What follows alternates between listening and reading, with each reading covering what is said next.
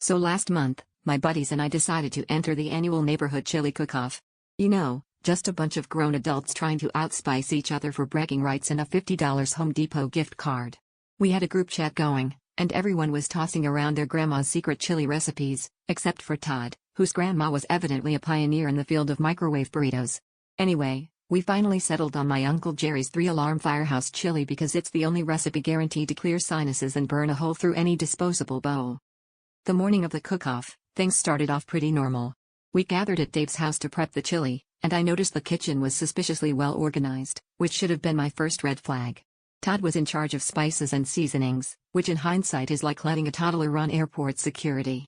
As we're chopping onions and browning beef, Todd starts dumping things into the pot with the confidence of Gordon Ramsay but the accuracy of a sleep-deprived raccoon.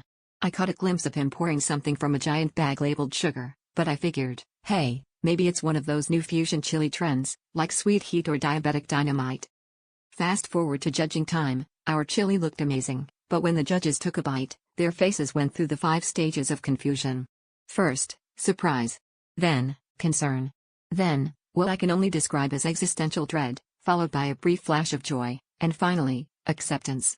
The head judge, who looked like he'd been through a few chili wars, announced, "This is the most creative entry we've ever had. We're introducing a new award category, Best Dessert." The crowd erupted in applause, and before we knew it, we were up on stage holding a trophy shaped like a chili pepper, dipped in chocolate.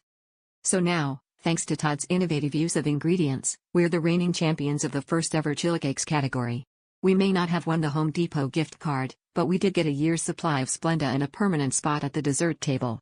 Honestly, I never thought I'd see the day when my chili brought people together and raised their blood sugar.